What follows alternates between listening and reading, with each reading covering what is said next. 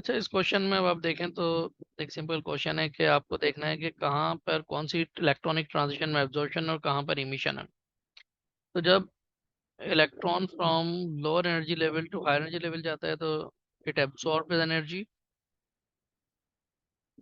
और अगर वो हायर से लोअर में आता है तो फिर ये एनर्जी को रिलीज करता है, यानी इमिशन ऑफ एनर्जी होगा। तो अब ये देखिए N2 टू N5 है तो ये एब्जॉर्प्शन होगा,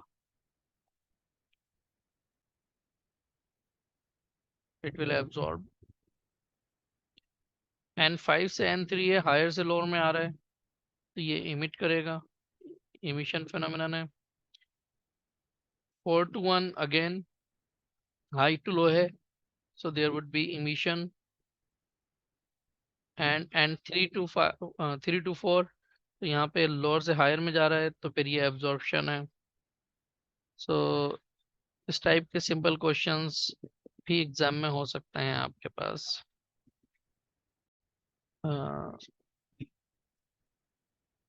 अच्छा, यहाँ पर हम इस टेबल को कंप्लीट करने जा रहे हैं ताकि हमें ये समझने में आसानी हो कि किस तरीक़े से हम एल की यानी किसी एन में एन की अगर वैल्यू 1 है या 2 है या 3 है, उसमें एल की वैल्यू कितनी होंगी, कितने ऑर्बिटल्स होंगे, ऑर्बिटल्स की नोटेशन क्या होंगी।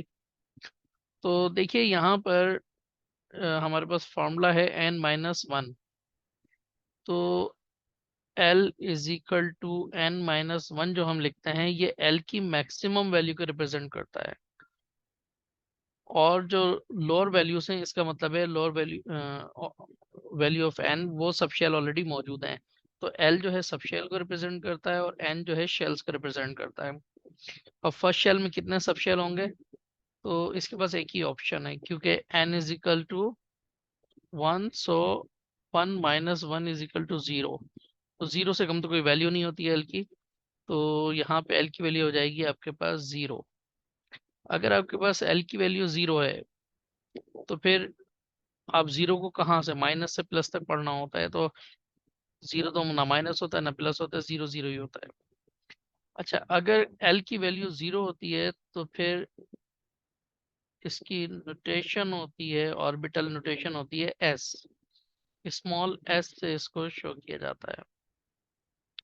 अच्छा, नंबर ऑफ ऑर्बिटल्स इन सब शेल। अब S में फर्दर कितने ऑर्बिटल्स हैं ये अगर हमें कैलकुलेट करना है तो देखिए S में एक ही सब शेल होता है।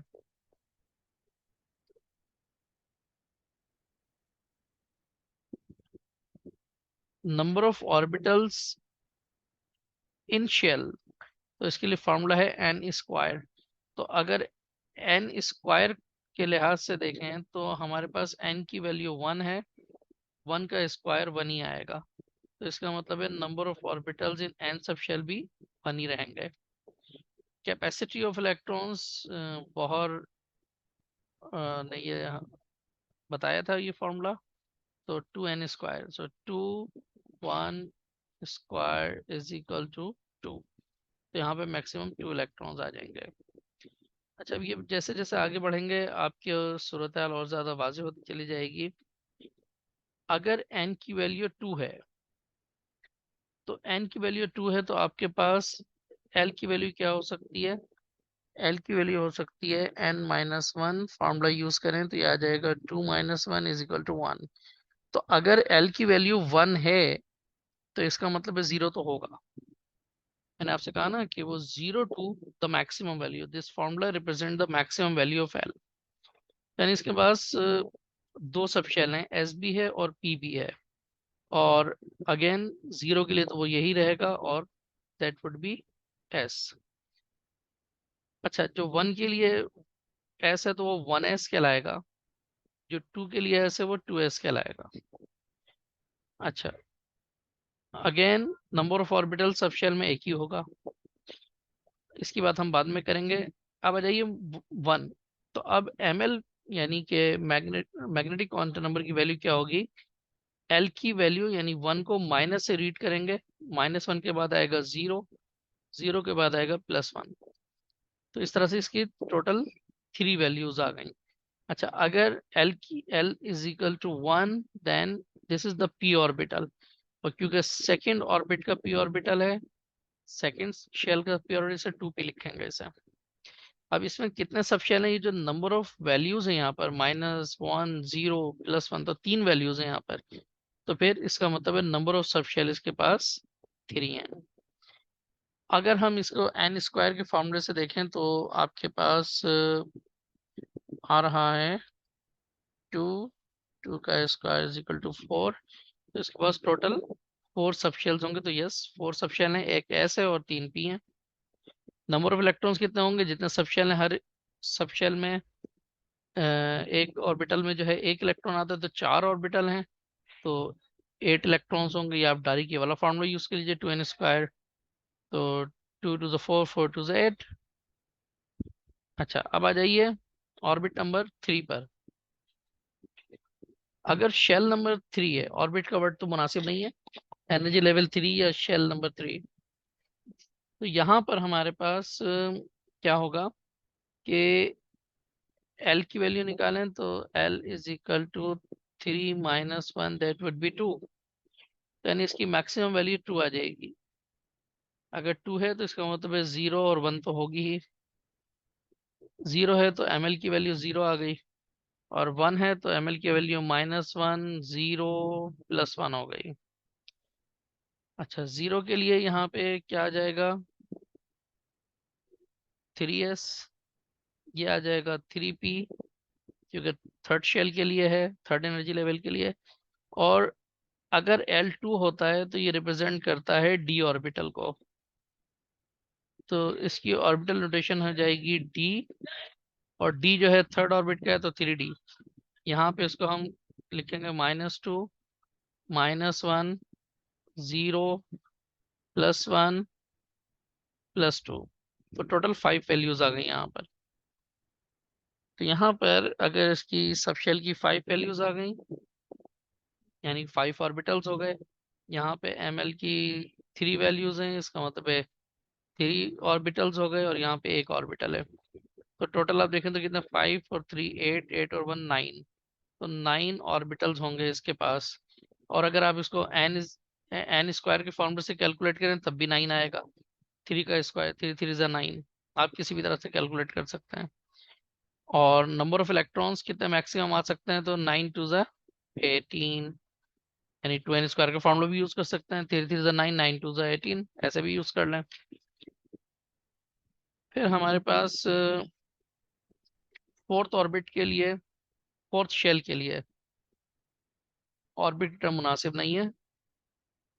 सो 4 - 1 इज इक्वल टू 3, और अगर 3 है तो इसका मतलब है ऑर्बिटल f होगा, यानी ऑर्बिटल नोटेशन हमें f लिखना है 3 के लिए। ठीक है, तो अब यहाँ पर मैक्सिमम तो आ गया आपके पास 3। अगर 3 है तो 2 भी होगा, 1 भी होगा और 0 भी होगा। 0 के लिए ml की वैल्यू 0 ही रहेगी, और ये होगा आपके पास फोर्थ ऑर्बिट, फोर्थ शेल का s ऑर्बिटल 4s।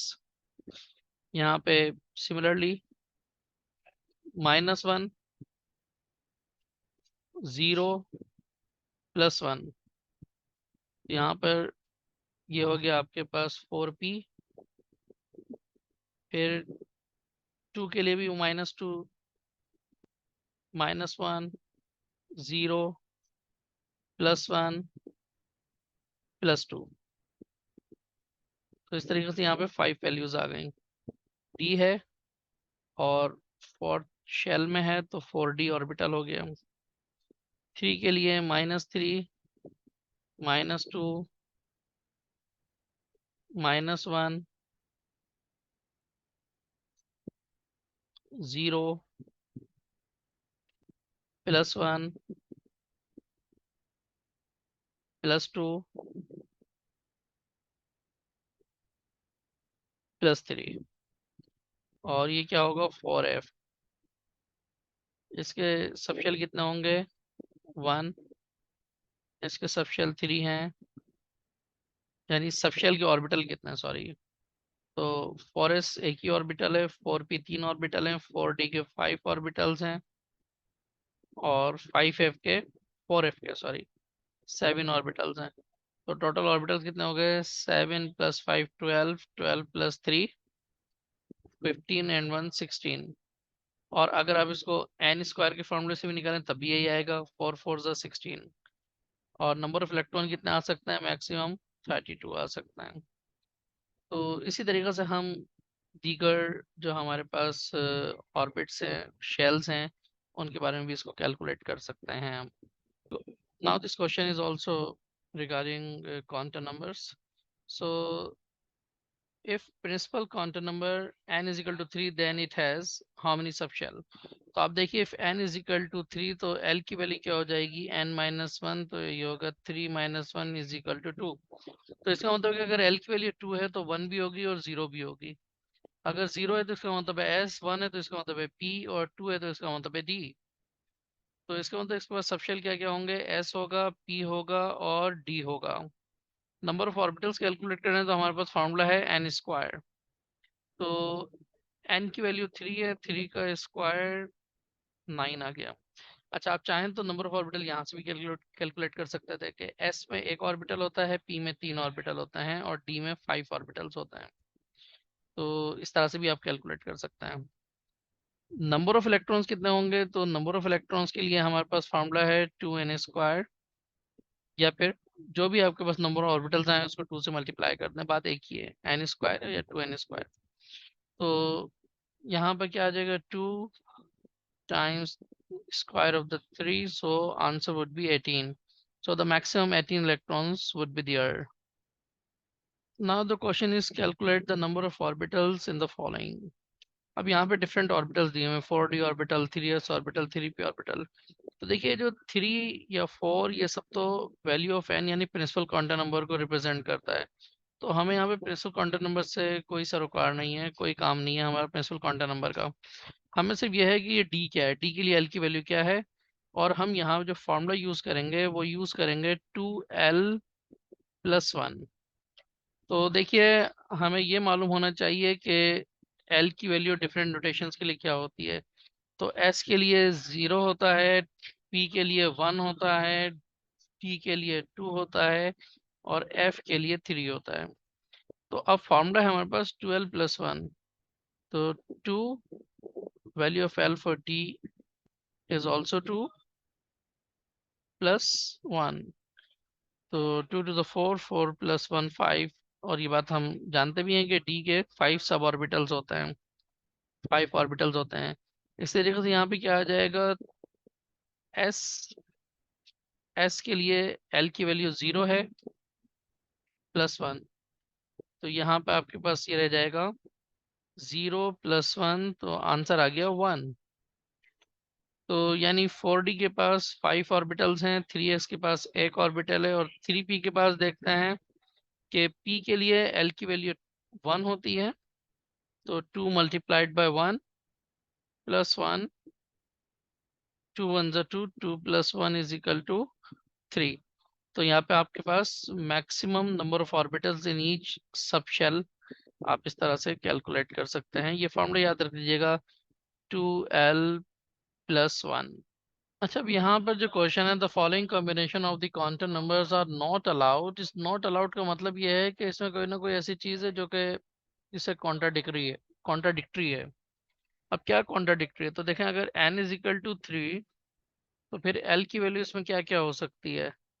3 - 1, तो ये 2 हो गया। तो फिर l की वैल्यू इसमें 1 भी हो सकती है, 0 भी हो सकती है। तो इसका मतलब है ये तो सही है, ये भी सही है।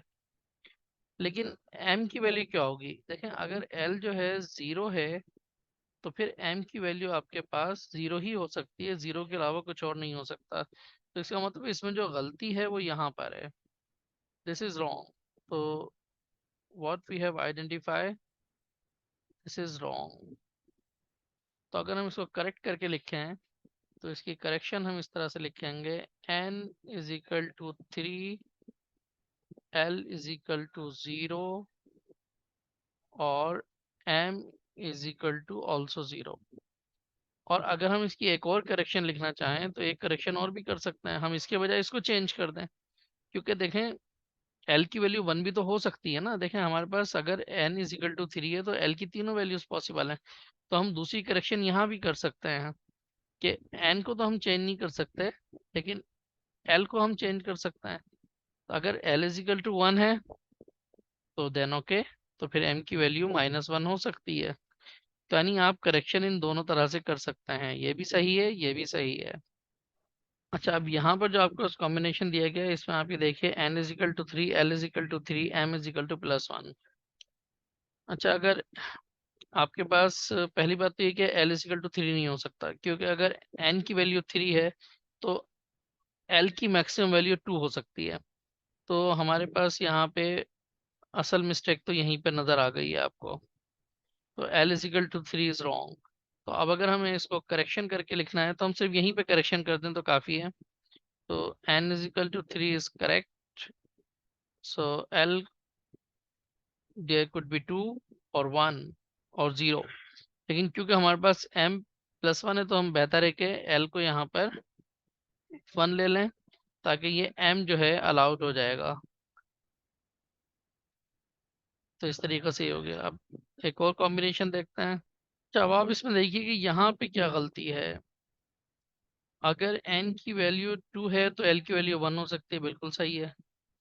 लेकिन m की वैल्यू तो 2 नहीं हो सकती ना किसी भी सूरत में। तो यहाँ पे जो गलती है वो m की वैल्यू में है। तो m is equal to +2 is wrong, we have to correct it. So n is equal to 2, l is equal to 1 and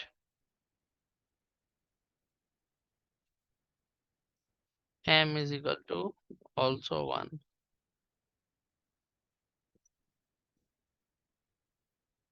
It could be +1 or -1. अच्छा, इस क्वेश्चन में हमें सिंपल इलेक्ट्रॉनिक कॉन्फ़िगरेशन लिखना सीखना है।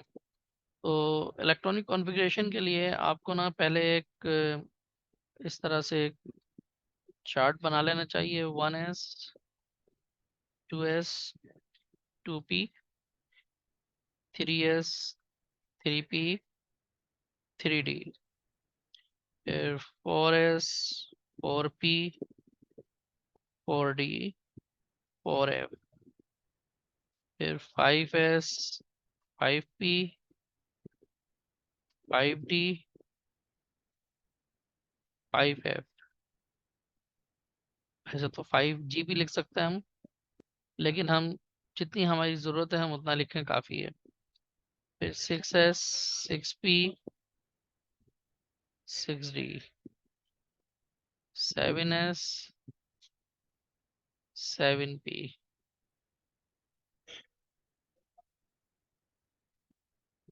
अब इनका ये फिलिंग ऑर्डर, बेसिकली यहाँ से हमें ना फिलिंग ऑर्डर मालूम हो जाता है कि इनका फिलिंग ऑर्डर क्या है। तो देखिए हमारे पास फिलिंग ऑर्डर है, सबसे पहले 1s फिल होगा, फिर 2s फिल होगा, फिर 2p और 2p के बाद 3s फिल होगा, फिर 3p के बाद 4s फिल होगा, फिर 3d 4p और 5s फिल होगा, फिर 4d 5p and 6s fill होगा, फिर 4f 5d 6p और 7s फिल होगा। और फिर इसी तरीके से आगे भी इसी तरह से ये कंटिन्यू रहेगा। और जब देखिए अब यहाँ पे हमें एल्युमिनियम की इलेक्ट्रॉनिक कॉन्फ़िगरेशन करना है जिसका एटॉमिक नंबर 13 गिवन है आपके पास। तो स्टार्ट यहाँ से करेंगे। 1s मैक्सिमम 2 इलेक्ट्रॉन आ सकते हैं, 2s मैक्सिमम 2 इलेक्ट्रॉन आ सकते हैं, 2s के बाद 2p उसमें मैक्सिमम 6 इलेक्ट्रॉन्स आ सकते हैं। अभी इसके पास मज़ीद 3 इलेक्ट्रॉन्स की गुंजाइश है। 3 इलेक्ट्रॉन्स और इसके पास मौजूद हैं। तो 3s में 2 इलेक्ट्रॉन आ गए और 3p में फिर जगह तो 6 इलेक्ट्रॉन की है, लेकिन इसके पास इलेक्ट्रॉन सिर्फ अब एक ही रह गया है। तो ये हो गई इसकी एल्युमिनियम की इलेक्ट्रॉनिक कॉन्फ़िगरेशन।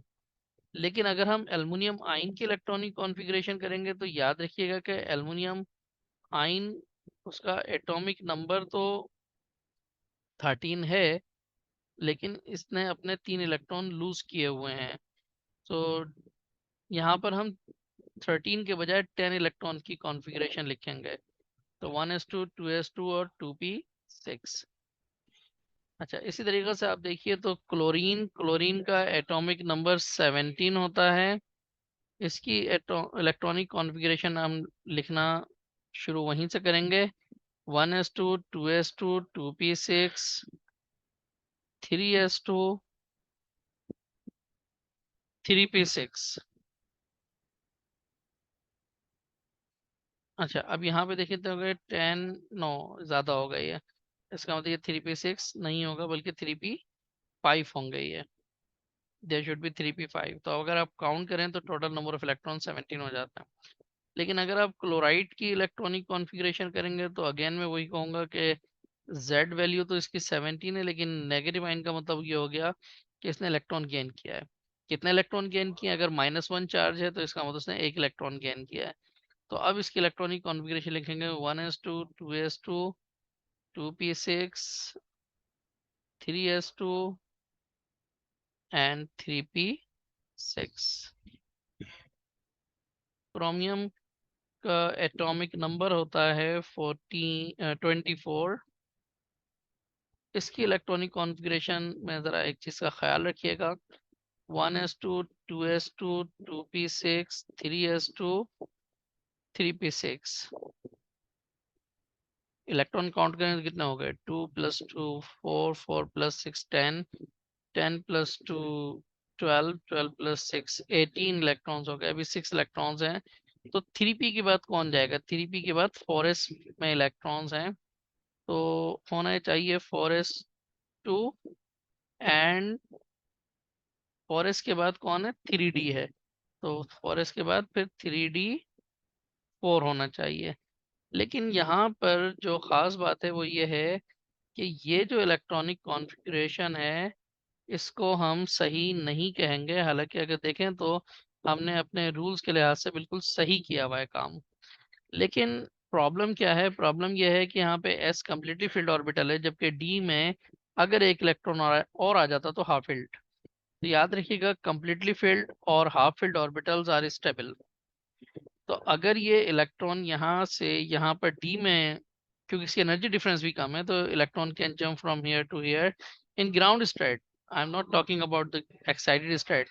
तो इसकी जो इलेक्ट्रॉनिक कॉन्फ़िगरेशन है, देखें शुरू का तो यही रहेगा 1s2, 2s2, 2p6, 3s2, 3p6, और यहाँ पे ये 4s1,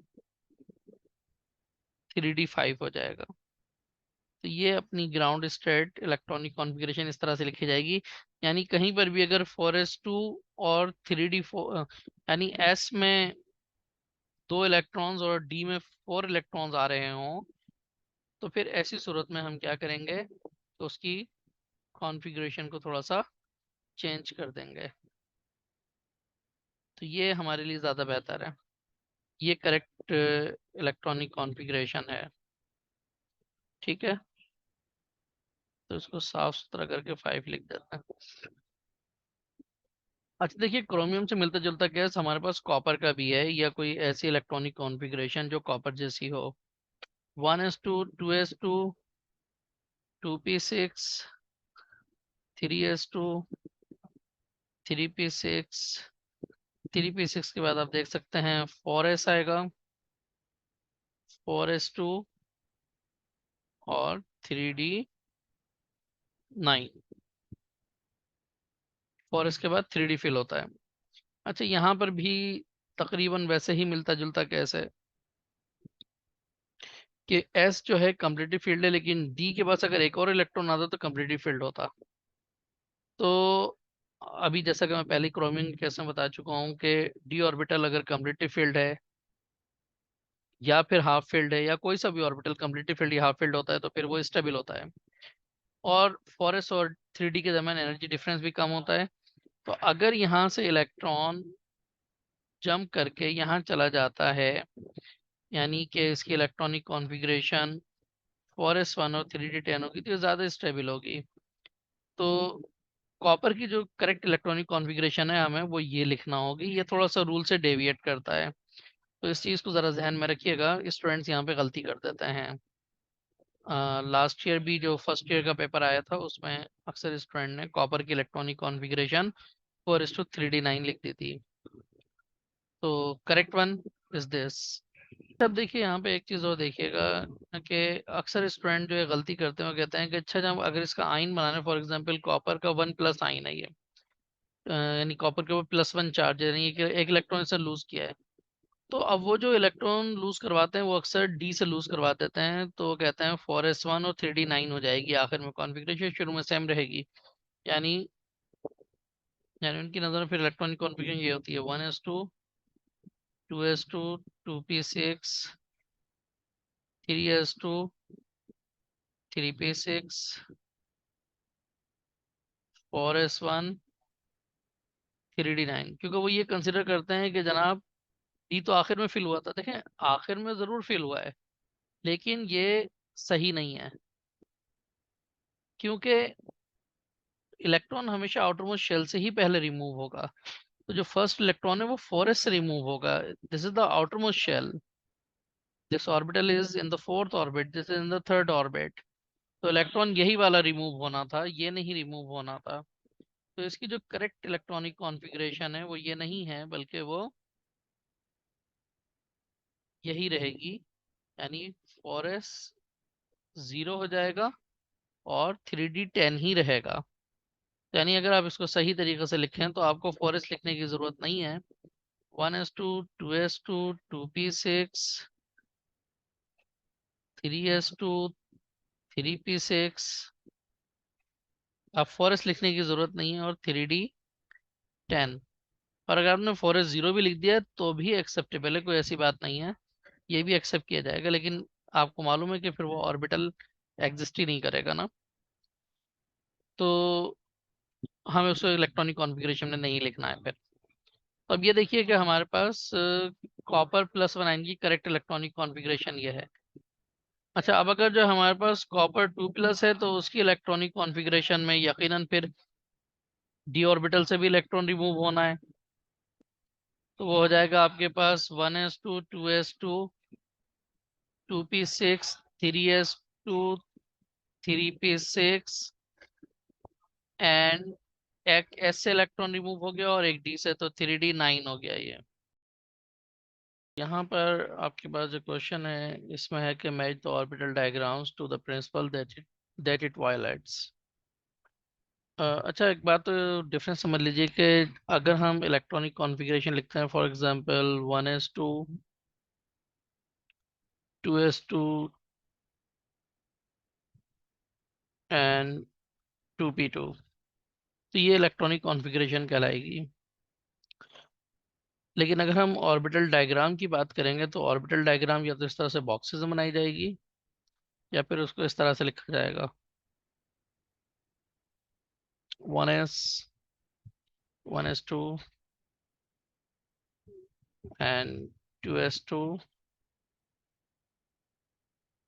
और फिर ये 3p के ऑर्बिटल आ जाएंगे, चाहे तो उसको px py pz कह दें, वरना ये इस तरह से। तो ये ऑर्बिटल डायग्राम है। और यहाँ पे भी आप चाहें तो हाफ हेडेड एरो बनाएं या फुल हेडेड एरो बनाएं। तो यहाँ पर इस क्वेश्चन में ये ऑर्बिटल डायग्राम दी गई है और नीचे रूल्स दे दिए गए हैं। 3 रूल्स दिए हुए हैं, वैसे तो 4 रूल होते हैं, Pauli's exclusion principle, Aufbau rule, Hund's rule. और यहाँ लिखा है नो वायलेशन, यानी इनमें हो सकता है कोई ऐसी इलेक्ट्रॉनिक कॉन्फ़िगरेशन और सही हो, उसमें वायलेशन हो ही नहीं। तो अब यहाँ पर हमें ये देखना है कि कौन सा रूल किस इलेक्ट्रॉनिक कॉन्फ़िगरेशन में वायलेट किया जा रहा है। तो यहाँ पे देखें 1s में 2 इलेक्ट्रॉन है, वैसे तो सही है। 2s में 2 इलेक्ट्रॉन है, ये भी सही है। और यहाँ पर भी सही लग रहा है, लेकिन प्रॉब्लम यह है कि एक ही ऑर्बिटल में 2 इलेक्ट्रॉन एक जैसे नहीं हो सकते, यानी जिनके चारों क्वांटम नंबर सेम हो वो नहीं हो सकते according to Pauli's exclusion principle. यहाँ पे आप देखें इनके चारों क्वांटम नंबर सेम हो जा रहे हैं। अगर मैं इसको बिलफर्स इलेक्ट्रॉन 1 कह दूं और इसको मैं इलेक्ट्रॉन 2 कह दूं, तो फिर देखिए इलेक्ट्रॉन 1 इलेक्ट्रॉन 2, इन दोनों के लिए आप इनकी n की वैल्यू देखिए, इनकी l की वैल्यू देखिए। तो इन दोनों का प्रिंसिपल क्वांटम नंबर 1 है, इन दोनों का एजीमुथल क्वांटम नंबर 0 है, इन दोनों का मैग्नेटिक क्वांटम नंबर भी 0 है। और अगर स्पिन सेम है तो फिर इन दोनों का स्पिन क्वांटम नंबर भी तो सेम हो गया। तो फिर इसका मतलब चारों क्वांटम नंबर सेम हो गए, तो ये तो पॉलीज एक्सक्लूजन प्रिंसिपल को वायलेट कर रहा है। तो A is violating Pauli's exclusion principle. अच्छा, बात स्टूडेंट सोचते हैं कि जनाब ये हंट्स रूल, तो देखें hunts rule actually it it tells about the degenerate orbitals. For example P के 3 डीजेनरेट ऑर्बिटल्स होते हैं, डी के 5 डीजेनरेट ऑर्बिटल्स होते हैं। ये उनके लिए बात करते हुए देख लेंगे इसको आगे हम। अच्छा, बी में आप देखिए तो बी में 1s2 2s2 सही है, स्पिन भी अपोजिट है। एंड 2p 4 1 2 3, और फिर यहाँ पे पेयरिंग बाद में हुई होगी यकीनन। तो किसी भी रूल को वायलेट नहीं कर रहा है, तो इसका मतलब है for b there is no violation. As per rule तमाम इलेक्ट्रॉन सही ऑक्युपाई किए गए हैं। सी में क्या है कि जनाब 1s में 2 इलेक्ट्रॉन आ गए और बिल्कुल सही आ गए, कोई रूल वायलेट नहीं हो रहा है। लेकिन 2s को बाद में फिल होना था ना, यानी 1s के बाद 2s को फिल होना था और 2p से पहले होना था, क्योंकि 2s की एनर्जी कम है। एनर्जी को हम n प्लस एल से भी देख सकते हैं। तो अगर आप n प्लस एल से भी देखें तो 2s का मतलब है कि इसकी वैल्यू आ रही है 2 + 0, जो कि आ रही है 2। और अगर मैं 2p की बात करूं तो 2p के लिए आ जाएगी 2 + 1 = 3। तो इसका मतलब ये हुआ कि p की एनर्जी ज़्यादा है और 2p की एनर्जी ज़्यादा है और 2s की एनर्जी कम है। It should have been filled first. तो एनर्जी की डिफरेंस आ रहा है। तो इस वजह से यहाँ पे हम कहेंगे कि यहाँ पे ऑफ द रूल वायलेट हो रहा है। अच्छा, डी में हम देखते हैं तो क्या है कि 1s2 स्पिन भी अपोजिट है, ठीक है। 2s2 स्पिन भी अपोजिट है, ठीक है। यहाँ पे भी स्पिन अपोजिट है, ये तो ठीक है, लेकिन मसला है कि ये डीजेनरेट ऑर्बिटल्स हैं, इनकी एनर्जी एक जैसी होती है। पी के तीनों ऑर्बिटल एक जैसे होते हैं, एक इक्विवेलेंट एनर्जी के होते हैं। तो फिर अकॉर्डिंग टू हंट्स रूल पहले क्या होता है कि पी में इलेक्ट्रॉन सिंगली फिल होते हैं, यानी इसकी जो करेक्ट इलेक्ट्रॉनिक कॉन्फ़िगरेशन होना थी वो 4 इलेक्ट्रॉन्स इस तरह से ऑक्युपाई होना थे कि पहले ये सिंगली फिल होते और फिर ये आखिर में इस तरह से हो जाता कि वो पेयरिंग हो जाती। यानी एक पी हो गया, दूसरा पी ऑर्बिटल ये हो गया, तीसरा ये हो गया। तो यहाँ पर बेसिकली इस पेयरिंग से पहले इसको फिल होना चाहिए था। तो ये ये जो रूल है it was describe by hunts. तो यहाँ पर डी में जो है ये हंट्स रूल की वायलेशन नजर आ रही है।